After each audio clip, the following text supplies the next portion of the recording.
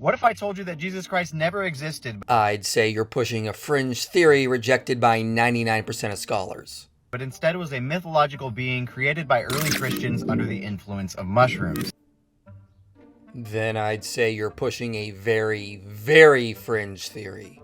This is a theory that was firmly established by the book The Sacred Mushroom and the Cross, written by John Allegro in the year 1970. And after the book came out, the publisher had to apologize for it, and John Marco Allegro was forced to resign for pushing forward such a ridiculous theory that was entirely devoid of evidence.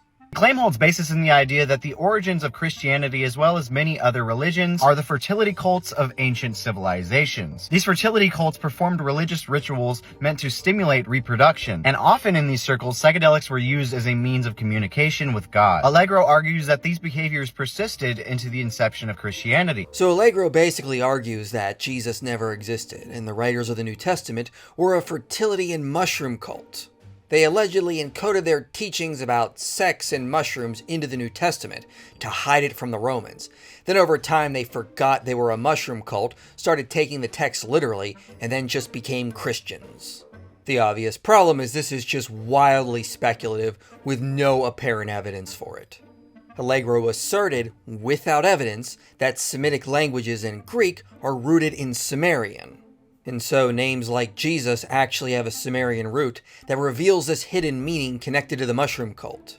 But these supposed Sumerian roots that Allegro talks about were never found in any known Sumerian texts. Allegro just made them up to fit his theory.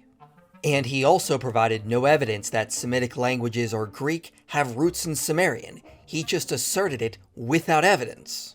And despite all these problems, even if he was somehow right about these linguistic connections, his entire argument is an etymological fallacy.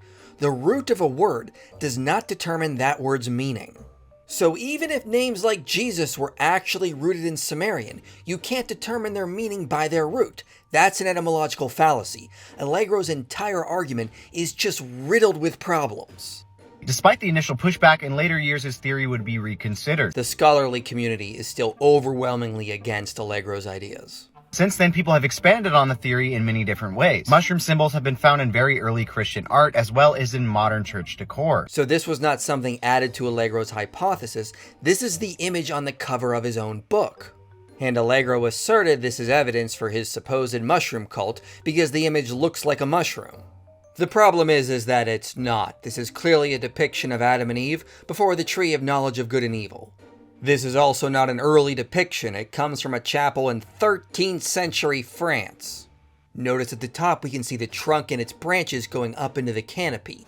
Mushrooms don't have 3 stalks going up into its cap. So the details show this is a depiction of a tree, not a mushroom. And also this image is similar to other art from the same time period that depicts the tree of knowledge of good and evil. You can see a similar style in the branches and the canopies. And this is why, ladies and gentlemen, you don't write books while you're on shrooms.